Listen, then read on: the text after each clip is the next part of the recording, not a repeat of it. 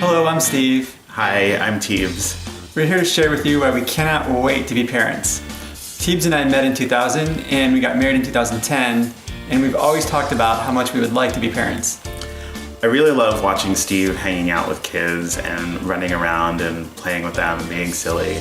I know he'll be a great father, and I can't wait to be a parent with him. Tibs is such a calm, gentle person. I love seeing him interact with our friends' kids.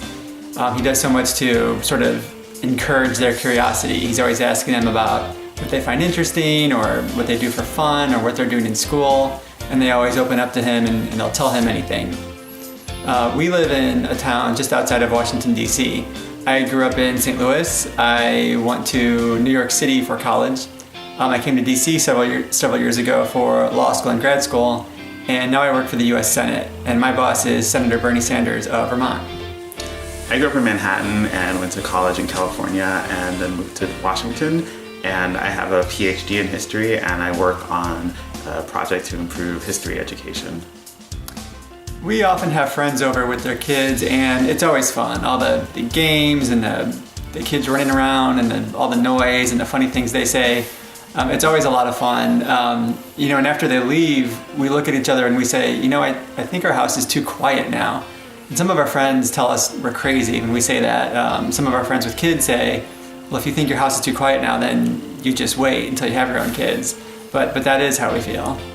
One of our traditions, it's particularly noisy, is we have a pumpkin carving party every year where we invite our friends and their families to come. Steve makes cookies in the shape of ghosts and skulls and pumpkins, and we make a lot of food for everyone. We all carve pumpkins outside, and it's a fun time. The kids really love it. We've also had friends from out of town stay with us with their kids, and we even had a birthday party for a 4-year-old son of a friend of ours, and made a cake in the shape of Lightning McQueen for that, which was fun.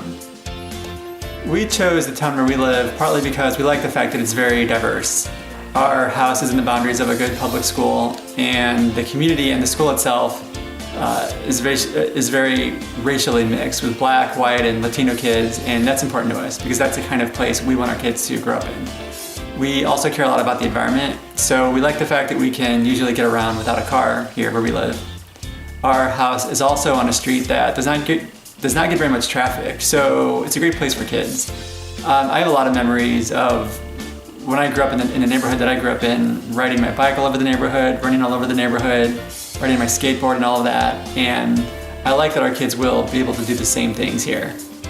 Since I grew up in New York, I have a lot of memories of going to museums in the city, and I look forward to having those kinds of experiences with our kids, going to the Smithsonian and African American History Museum and other places like that. I remember seeing the Christmas tree at Rockefeller Center when I was growing up, and I look forward to having similar kinds of traditions like going to the holiday market in downtown DC. We also look forward to traveling with our kids to visit my mom in New York and Steve's parents in St. Louis. We're really close to our parents, and they can't wait for us to have kids. We all get together a lot. Steve's parents came to New York to join us with my mom to celebrate when I graduated from my PhD program. And one of our traditions is to have my mother and Steve's parents come stay with us for Thanksgiving, and we cook a huge meal, turkey and stuffing, all from scratch, and Steve makes 2 or 3 different kinds of pie. We're lucky to have parents who will be wonderful grandparents, and we think it's great because whether we have a son or a daughter, we know they'll have great role models who are men and women in their lives. Our families are close, and we'll do anything for each other. During the summer of 2016, Tibs' mother was experiencing kidney failure. It turned out that I was a match for her, meaning that I could donate a kidney to her. So in December 2016, we went ahead and did the kidney transplant. We both recovered from the surgery right away, and she is once again in great health. I was happy to do that, but of course I had to get a little something out of the deal, so I told my mother-in-law that I do expect that in return she'll do some free babysitting, which she said she's happy to do. So we're choosing open adoption to expand our family because we think it's important for birth parents who make this important choice for their kids to know how their child is doing, and also for our child to know that you chose us because you trusted us.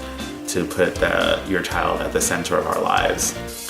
We have two different friends who have faced this decision from your side of the table as birth moms, and I know that they are both really glad to have had the open adoption experience and to know that their kids are thriving with their adoptive families.